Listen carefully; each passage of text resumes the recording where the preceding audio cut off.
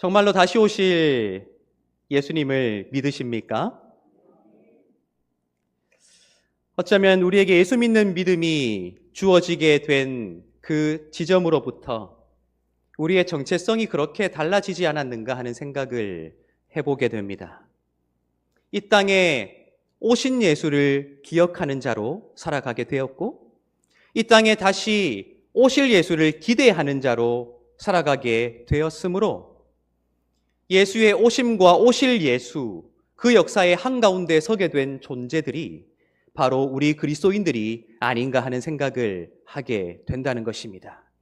그저 세상 흘러가는 대로, 그저 좋으면 좋은 대로, 싫으면 싫은 대로 살아가는 것이 아니라 이 모든 시간의 흐름이 오신 예수와 오실 예수 사이에 위치하고 있음을 정확하게 알므로 그 예수 앞에 부끄러움이 없이 살아가겠다 결단하게 된 사람들이 우리 그리스도인들이 아닌가 하고 생각하게 된다는 것입니다. 어쩌면 우리가 예배를 드리는 것도, 헌신을 하고 봉사를 하는 것도 바로 그 사실을 깨달아 알기 때문에 가능한 것이 아닐까요? 여러분, 오늘 이 예배 자리에 나오지 않았으면 여러분들 무엇을 하셨을 것 같으십니까? 제가 목사가 되어보니 참 괴로운 점이 참 많은데요. 그 중에 하나가 새벽 3시 50분이 되면 알람이 없이도 자동적으로 눈이 떠진다는 거예요. 그래서 언제 한번 죄책감 없이 늦잠을 잘 수 있을까 하는 생각을 해보게 돼요. 여러분도 만약 믿음이 없이 그저 세상 좋은 대로 살아갔다면 오늘 같은 날, 이 추운 날, 그렇죠? 전기장판 틀어놓고 따뜻한 이불 덮고 군고구마 먹으면서 그렇게 있지 않았겠습니까? 맞아요. 그러나 우리가 수고를 마다하고 이 자리에 나와 예배하는 이유는 무엇입니까? 그 모든 인생의 여정과 역사의 시간들이 오신 예수와 오실 예수 사이에 위치하고 있다는 것을 알므로 부끄럽지 아니하는 삶을 살아가겠다 결단하기 위해 이 자리에 나왔지요. 맞습니다. 어쩌면 그러한 소망은 우리의 정체성 자체를 바꾸어 둔 소망이요. 우리의 존재의 방향을 바꾸어 둔 믿음이요. 그렇게 다시 오실 예수를 믿는 그 믿음이 어쩌면 추상적인 영역에만 머무르는 것이 아니라 우리의 일상의 삶에 구체적으로 가장 무겁고도 중요한 영향을 미치고 있음을 믿게 된 자들이 바로 다시 오실 예수를 기다리는 우리 그리스도인이다 하는 것입니다. 따라서 우리가 다시 오실 예수를 믿는 존재로 살아가는 것은 너무나도 중요합니다. 날마다 그러한 믿음을 가지고 소망을 놓지 마시고 주님 앞에 부끄러울 것이 없는 삶을 살아가게 되시기를 예수님의 이름으로 축복합니다. 사실 우리뿐만 아니라 서기 1세기를 살았던 첫 그리스도인들도 다시 오실 주님에 대한 기대가 가득했던 사람들이었습니다. 다시 오실 주님에 대한 기대와 소망을 우리가 가지고 있는 이 신약 성경은 참 많은 말들과 표현들로 기록하고 있습니다만 저는 크게 두 가지로 줄일 수 있지 않을까 하는 생각을 해보게 되었습니다. 복음서에서 발견되는 언제라는 질문이고요. 서신서에서 발견되는 어떻게라는 질문입니다.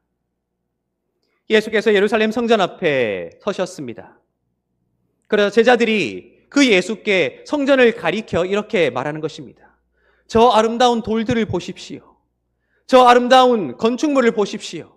그도 그럴 것이 건축광이었던 헤롯이 증축했기에 가장 아름답게 세워진 유대인들의 성전이지 않았겠습니까? 제자들이 자랑하듯 예수께 보이는 것입니다. 예수는 갈릴리 출신이었기 때문입니다. 시골 사람이었지요. 저 성전을 보십시오 라고 제자들이 자랑삼아 이야기하자 예수께서 어떻게 말씀하십니까? 놀랍게도 돌 위에 돌 하나 남겨지지 아니하고 다 무너지게 될 것이다 라는 충격적인 발언과 함께 종말에 있을 일, 예수께서 이 땅에 다시 올 때 있어지게 될 일들에 관해 말씀하기 시작하셨습니다. 너무 놀란 제자들이 예수께 여쭙습니다. 도대체 언제 그 일이 일어나겠습니까? 복음서마다 조금씩 다르지만 각 복음서마다 모두 동일한 질문을 기록하고 있습니다. 언제 그 일이 일어나겠습니까? 복음서가 기록될 때 그 시대를 살았던 그리스도인들의 공통된 질문이 아니었을까 하는 생각을 하게 되는 것이죠. 예수께서 어떻게 말씀하십니까? 그 때와 시기는 아버지께 속해 있다. 하나님만 아신다. 아버지만 아신다. 성부께서만 아신다고 하심으로 그때 정확한 때에 마음이 뺏겨 있었던 제자들과 첫 그리스도인들의 관심을 반드시 다른 곳으로 돌려야 함을 예수께서 말씀하고 계시는 것이 복음서마다 기록되어 있다 하는 것입니다. 놀랍게도 복음서보다 조금 더 일찍 기록된 서신서들은 다시 오실 예수에 대한 조금 다른 질문을 던지고 있습니다. 어떻게? 라는 질문입니다. 그때가, 그 시기가 하나님께 맡겨져 있다면, 그렇다면 그 다시 오실 예수 앞에 우리가 어떻게 살아가야 할 것인가 하는 질문으로 그들의 질문이 다른 방향을 향해 있다 하는 것입니다. 주님께서 반드시 다시 오실 것이라는 약속, 그 기대, 그 소망이 여전히 그들 마음속에 뜨겁게 남아있을진데, 그렇다면 다시 오실 예수 앞에 우리가 부끄럽지 아니하도록 어떻게 살아갈 것인가 하는 질문을 던지고 있는 것이 우리가 가지고 있는 서신서들이다 하는 것입니다. 교회의 수많은 문제들, 교인들의 수많은 문제들, 수많은 상처들 앞에 그 다시 오실 주님 앞에 부끄럽지 아니하도록 고린도전서 16장 22절을 보면 이렇게 되어 있죠. 마라나타, 예수여 다시 오시옵소서. 다시 오실 그 주님 앞에 부끄럽지 아니하는 성도의 삶을 살아가기 위해, 교회로 세워지기 위해 우리가 어떻게 살아갈 것인가 하는 관심을 나타내고 있는 것이 서신서다 하는 것입니다. 오늘 우리가 함께 읽은 야고보가 쓴 서신서도 마찬가지입니다. 오늘 우리가 읽은 말씀도, 이 단락도 예수의 다시 오심이라는 거대한 주제를 다루고 있습니다. 과연 그 주님께서 다시 오심 앞에 우리가 어떻게 부끄러움 없이 살아갈 것인가 하는 것을 기록하고 있다 하는 것입니다. 그것은 한마디로 줄이면 기다림 혹은 인내, 오래 참음으로 요약할 수 있을 것입니다. 놀랍게도 이 야고보서는 예수께서 다시 오심을 기다림, 오래 참음으로 요약하고 있습니다만 크게 세 가지로 주제를 나누어 우리에게 그 가르침을 나타내고 있습니다. 오늘 그 세 가지를 함께 나누어 보면 좋겠습니다. 첫 번째는 우리 삶의 열매에 대한 인내를 가져야 한다 하는 것입니다. 오늘 말씀 7절과 8절을 다시 한번 읽어보도록 하겠습니다. 7절과 8절입니다.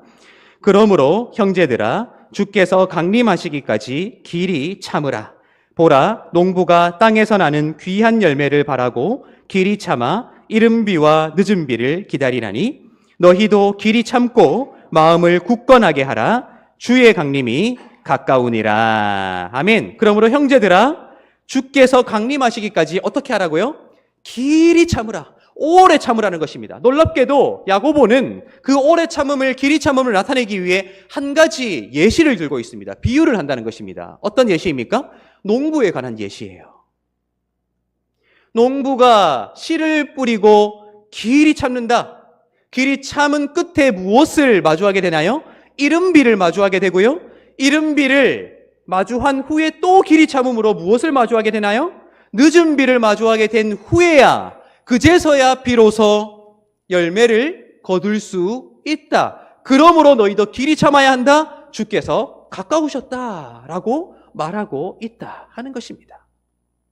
여러분, 어쩌면 이 오래 참음, 기다림, 길이 참음, 이러한 주제를 설명하기 위해 참 많은 비유를 들 수 있지 않았을까요? 그런데 야고보는 농부, 씨를 뿌리는 사람에 관한 비유를 한단 말이에요. 그것이 무슨 의미일까요? 무슨 의미일까요? 우리의 신앙을 돌아보면 힌트를 얻을 수 있지 않을까 하는 생각을 해보게 됩니다. 우리는 저마다 주님께서 다시 오심을 기다리고 있습니다. 그러므로 소망을 가지고 하나님의 동역자가 되어 하나님의 일을 한다고 우리는 고백하고 있을 것입니다. 오늘 찬양대도 마찬가지고요. 기도하신 장로님도 마찬가지고요. 반주자들도 마찬가지고요. 예배하는 것조차 우리가 하나님께서 맡겨주신 하나님 나라의 공동체를 세워가기 위한 첫 걸음이지 않습니까? 그런 때로 우리의 삶에 굉장한 조바심이 찾아오게 된다는 것을 우리는 발견하게 됩니다.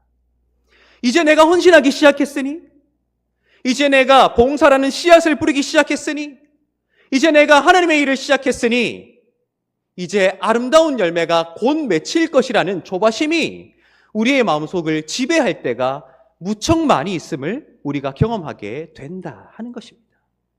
그런데 그 조바심이 항상 문제가 되더라고요. 왜 그렇습니까? 우리 인생 여정 가운데 발견하게 되는 가장 귀한 것들은 항상 오래 기다린 끝에 열매를 맺게 되는데, 우리가 기다리지 못하여 조바심을 가지게 되면 무르익지 못한 열매가 전부인 양 착각하게 되기 때문입니다. 그렇지 않던가요? 여러분, 우리 자녀들을 한번 생각해 볼까요? 여러분, 자녀가 귀하시죠? 대답을 못 하시나요? 하도 많이 당해가지고 이제 뭐 그런 거 아니시죠? 자녀가 귀하시지요? 그런데 간혹 동물들의 삶을 다루는 다큐멘터리를 한번 보십시오. 동물들은 새끼를 낳으면 몇 시간 있으면 바로 폴짝폴짝 뛰어다닙니다. 그렇지 않던가요? 크기는 작고 연약해 보이지만 자기 발로 일어서서 뛰어다닙니다. 그런데 우리 인간의 자녀는 어떻던가요? 1년이 지나야 겨우 걸음마를 떼고요. 그렇죠? 이제 한 3년쯤 지나야 이유식을 떼고 밥 같은 밥을 먹고요. 20년 넘는 동안 부모의 돌봄을 받아야 하는 동물은 인간 이외에는 없습니다. 그렇죠? 얼마나 많은 시간과 비용과 정성이 들어가야 하는지요. 왜 인간은 그렇게 천천히 자랄까? 왜 인간은 그렇게 천천히 성장할까? 왜 그럴까요? 하나님의 형상대로 지음을 받은 가장 존귀한 존재이기 때문입니다. 그 가장 존귀한 존재를 하나님께 드릴 만한 가장 아름다운 열매로 꽃 피워내기 위해서는 그 어떤 것보다도 가장 많은 정성과 시간이 필요하다는 것이죠. 그 시간을 기다리지 못하면 우리 자녀들이 어떻게 되나요? 부모의 그 조바심 때문에 자녀들이 상처받고 관계가 깨어지고, 그 부모의 조바심 때문에 하나님을 떠나게 된다는 것이죠. 여러분, 오늘 이 말씀에서 수많은 비유들을 제쳐두고 농부의 비유를 들고 있는 이유가 무엇이겠습니까? 주님 오시는 그날까지 우리의 신앙은 영원에 잇대어 살아가는 것이 되어야 할 텐데, 영원을 바라보는 것이 되어야 될 텐데, 우리는 언제부터인가 너무 조바심을 가져 이만큼 투자했으면 이만큼 거두어야 하고, 이만큼 시간을 들였으면 빨리 이익을 내야 한다는 세상의 관점으로 영혼을 계산하기 시작했기에 오늘 말씀은 농부의 비유를 들은 것이죠. 오래 기다려야, 길이 참아야 이른 비를 만날 수 있고, 또 길이 참아야 늦은 비도 만날 수 있고, 또 길이 참아야 비로소 열매를 맺을 수 있는 것처럼 조바심 갖지 말라. 씨를 우리가 뿌리지만, 물을 우리가 주지만 자라게 하시는 분은 누구십니까? 하나님이심을 우리가 믿기에 하나님께서 기뻐하시는 열매를 하나님께서 자라나시게 하기까지 길이 참아야 한다는, 다시 오실 주님을 기다리는 그 기다림이, 인내가, 믿음이 바로 조바심이 아니라 초연함으로 채워져야 한다는 놀라운 진리를 이 말씀을 통해 우리에게 깨우치고 있다 하는 것입니다. 여러분, 조바심 가지지 마십시오. 내가 오늘 찬양했을 때 우리 교인들이 한결같이 은혜 받아 눈물 흘리겠지, 그런 일이 잘 있던가요? 그런 일이 있기를 소망합니다. 그러나 그것이 조바심이 되어 내 목소리를 높이기 시작하면 화음이 깨지잖아요. 그렇죠? 마찬가지입니다. 우리 삶도 귀한 것일수록 많은 시간이 들어간다. 하나님을 기다리는 그 소망이 귀할수록 오래 기다린다. 하나님의 일이 귀할수록 오래 헌신해야 된다. 그래야 열매다운 열매로 하나님께 영광 돌릴 수 있다는 사실을 기억하심으로 날마다 오래 참음으로 아름다운 열매로 주님 앞에 영광 돌리는 여러분들의 삶이 되시기를 예수님의 이름으로 축복합니다. 두 번째는 그 아름다운 열매를 맺기 위해서는 반드시 눈물이 필요하다는 사실을 우리에게 가르치고 있습니다. 오늘 말씀 가운데 10절, 11절을 다시 한번 읽어보도록 하겠습니다. 10절과 11절입니다. 형제들아, 주의 이름으로 말한 선지자들을 고난과 오래 참음의 본으로 삼으라. 보라, 인내하는 자를 우리가 복되다 하나니 너희가 욥의 인내를 들었고 주께서 주신 결말을 보았거니와 주는 가장 자비하시고 긍휼히 여기시는 이시니라. 아멘. 너희가 누구의 인내를 들었다고 하고 있습니까? 욥입니다. 우리는 욥에 대해서 너무나도 잘 알고 있습니다. 놀랍게도 천상회의가 열렸을 때 하나님께서 직접 말씀하시기를 그는 의인이다. 세상 그 누구도 그와 같은 존재는 없다고 자랑하실 만큼 당대의 의인이었습니다. 그런데 그는 억울한 고난을 당합니다. 하루아침에 자신의 모든 자녀가 죽었다는 소식을 들어야만 했습니다.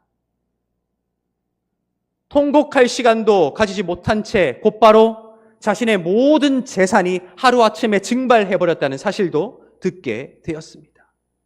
모든 것을 잃었습니다. 그런데 얼마 지나지 않아 자신의 몸에 질병이 찾아옵니다.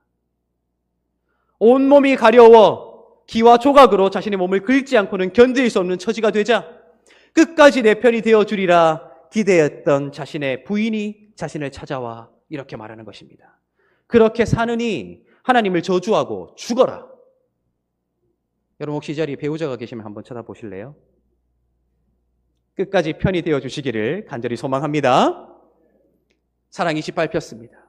친구들이 찾아왔습니다. 위로해 줄 것이라 기대했는데 네가 죄를 지었기 때문에 그런 꼴을 당하는 것이라고 정죄하기 시작합니다.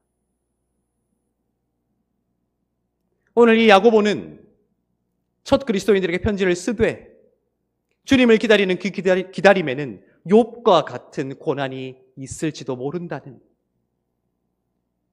그런 말을 하고 있는 것입니다. 눈물 흘려야 한다. 아파야 한다.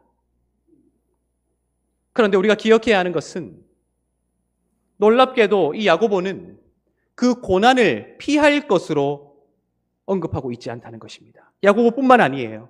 여러분 신약 성경에 기록되어 있는 수많은 서신서들을 보십시오. 고난 당한다고 표현하지 않습니다. 고난 받는다고 표현합니다. 그리스도의 남은 고난을 내 몸에 채운다고 말하고 있습니다. 선을 행함으로 고난받는 것이 하나님의 뜻이라고 말하고 있습니다.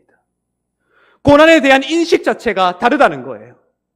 예수께서 다시 오시기까지 고난이 있더라도 그 주님을 부끄러움 없이 맞이할 수 있다면 나는 고난 받을 것이다. 당하는 것이 아니에요. 당하는 것은 수동적인 것이잖아요. 받을 것이다.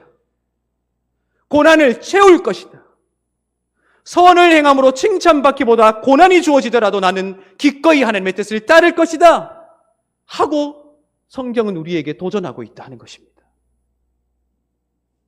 여러분, 다시 오실 주님을 기다리는 우리의 인생길에는 사실 참 많은 고난들이 펼쳐지게 될 것입니다. 그도 그럴 것이 세상에 참 많은 사람들이 여기에도 진리가 있다, 저기에도 진리가 있다 할 때 우리는 오직 유일한 길이요, 진리요, 생명이신 예수만을 바라보잖아요. 타협하지 않잖아요. 사람들이 이해할 수 없는 존재잖아요. 미워할 수밖에 없겠죠. 의아하다 생각하고 의심할 수밖에 없겠죠. 우리 그리스도인들을요. 그래도 기억해야 할 것은 가장 아름다운 진주는 가장 오랫동안 아픈 후에야 만들어진다는 것이죠.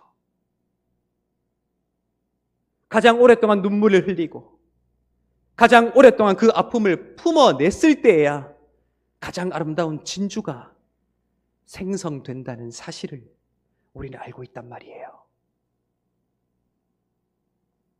고난이 찾아올 때 이상하다 생각하지 마십시오. 아픔이 찾아올 때 당한다 말하지 마십시오. 외면하려 하지 마십시오. 그리스도의 남은 고난을 내 몸에 채운다. 고난을 내가 능동적으로 받는다. 선을 행했으나 칭찬받지 못할 때 억울해하지 아니하고 하나님의 뜻, 선을 행함으로 고난 받는 것이 하나님의 뜻임을 믿으며 인내해 나가는 것. 야고보서가 기록될 때 1세기를 살았던 그리스도인들의 삶이 어땠는지 아시죠? 콜로세움 가보셨습니까? 지금 가봐도 그렇게 화려하게 세워진 그곳에서 그리스도인들이 세워져 있습니다. 수많은 사람들이 먹고 마시며 사자를 풀어놓습니다. 그 사자를 맞서면서도 웃음을 잃지 않았던 그리스도인들의 삶. 달구어진 의자에 앉아 고문을 받으면서도 하나님을 바라보았던 그들의 삶. 유대인들이 귀를 막으며 돌을 던지며 달려올 때에 막힌 귀를 보고서도 열린 하늘을 바라보았던 스데반의 모습.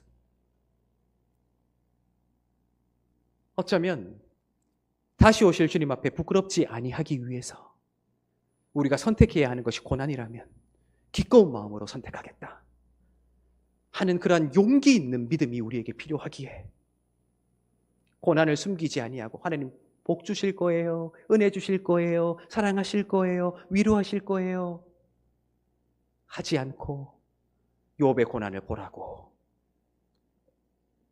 야고보가 담대히 말하고 있는 것이 아닐까 하는 생각을 해보게 됩니다.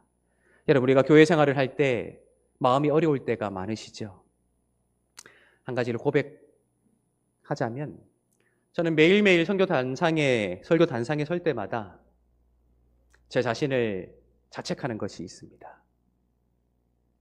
나는 왜 더 따뜻한 사람이 되지 못할까 하는 것입니다. 한 주 내내 힘겨운 삶을 살아왔던 여러분들 앞에 왜 더 부드럽고 따뜻한 말을 설교를 하지 못할까 하는 생각을 할 때마다 굉장히 미안한 마음이 많이 들어요. 신앙생활 하다 보면 참 그런 아픔들이 많죠. 담임 목사한테 잔소리도 들어야 되고요. 사람들이 열심히 봉사하려고 하는데 시기 질투도 받아야 되고, 그렇죠? 다 스스로 죄인이라 고백하는 자들이 모여서 그런가요? 때로는 상처 주고받기도 하고 아파해야 하기도 합니다. 그러나 우리 그렇게 믿으면 좋겠어요.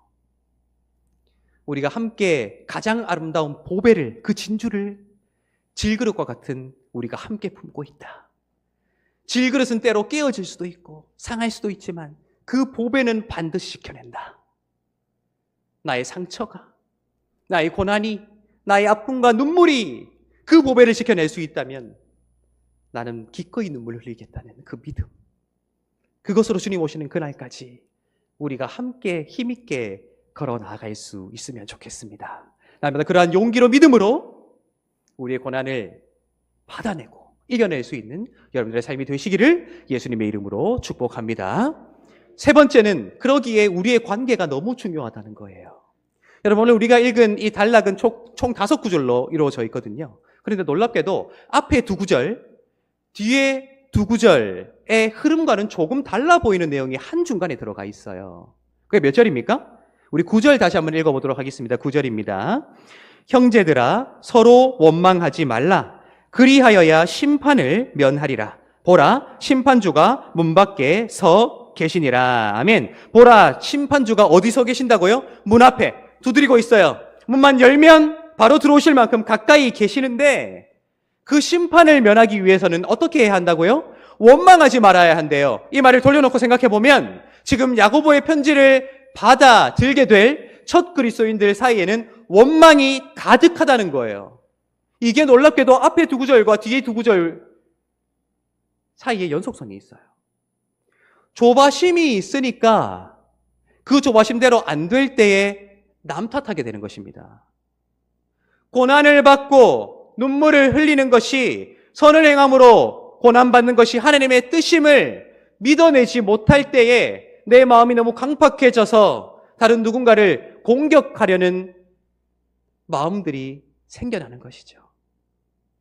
그게 가장 가까이에서 신앙생활하는 형제 자매들 사이에서 일어나는 일이기에 야고보는 앞에 2구절, 뒤에 2구절 한가운데 원망하지 말라는 조금은 뜬금없어 보이는 이 내용을 넣어놓고 있다는 것입니다. 우리가 뿌리는 씨앗이 열매 맺기까지, 우리가 품어내고 있는 그 진주가 정말 아름다운 진주가 되기까지 눈물을 흘려야 한다면 나 혼자서 하는 것이 아니라 우리가 함께 해야 하는 일이기에 원망하지 말라, 사랑하라, 시기하지 말라, 품어내라. 질투하지 말라, 세워주라 하는 말을 원망이라는 단어에 담아 그들에게도 우리에게도 가르치고 있다 하는 것입니다. 열심히 씨앗을 뿌리고 열심히 물을 준 후에 형제 자매를 대하는 내 태도가 그것을 증명해내지 못한다면 그렇게 맺혀질 열매도 아름답지 못할 것입니다. 고난을 당하고 아픔을 당한 후에 그것이 누군가를 향한 가시돋친 말이 되고 있다면 그 고난은 결국 나를 위해 견뎌낸 것으로 규정될 뿐입니다. 여러분, 이 말씀을 기억하십시오. 눈에 보이는 형제를 사랑하지 못하면서 어떻게 눈에 보이지 아니하는 하나님을 사랑한다 할 수 있느냐? 맞아요. 우리의 관계가, 우리가 주고받는 모든 말들이, 우리가 함께 품어내는 그 모든 행동들이 다시 오실 주님 앞에서 부끄러움이 없는 가장 뜨거운 사랑으로 채워지지 않는다면, 가장 사랑스러운 모습으로 세워지지 않는다면, 그렇게 이 힘든 세상을 살아가는 동안 우리가 서로를 위로해 주지 않는다면 주님을 기다리는 우리의 기다림은 한없이 부끄러운 기다림이 될 수 있기에 원망하지 말라. 그리하여야 복받을 것이다가 아니에요. 그리하여야 심판을 면할 것이다 하고 말하고 있다 하는 것입니다. 여러분, 앞뒤 좌우에 계신 분들을 한번 보시기 바랍니다. 이렇게 한번 인사할까요? 다 제 탓입니다. 인사하겠습니다. 다시 한번 고백할까요? 제가 더 잘하겠습니다. 인사하겠습니다. 아까 전에 우리 자녀들이 귀한가요 물었더니 대답 잘 못하셨죠? 자녀가 있으면 그 자녀에게도 이렇게 고백하세요. 내가 더 잘할게. 맞아요. 원망하지 맙시다. 주님이 만약 십자가에 달리신 것을 원망하셨다면 우리 다 죽었을 것입니다. 그렇지 않나요? 하나님의 권능으로 바로 심판하지 않았었을까요? 그런데 원망하지 아니하고 그들의 죄를 그들에게 돌리지 마십시오. 그들이 하는 것을 알지 못합니다. 오히려 그들을 품어내셨습니다. 우리에게 필요한 관계도 바로 그러한 관계입니다. 우리가 더 짊어집시다. 우리가 더 수고합시다. 우리가 다른 누군가를 더 품어내고 세워줍시다. 그럴 때에 우리가 뿌리는 씨앗이 더 아름답게 우리 모두가 함께 볼 수 있는 아름다운 열매로 맺혀지게 될 것이며 우리의 고난이 만들어내는 그 진주를 우리가 더 아름답게 하나님 앞에 올려드릴 수 있을 것이며 우리 모두가 가장 사랑스러운 존재로 주님 오심을 마주할 수 있게 될 것입니다. 날마다 그러한 삶으로 다시 오실 주님 앞에 어떻게 살아갈 것인가 하는 질문에 바로 이렇게 살아가면 된다. 세상 사람들에게 보여줄 수 있는 여러분들의 귀한 삶이 되시기를 예수님의 이름으로 축복합니다. 기도하겠습니다.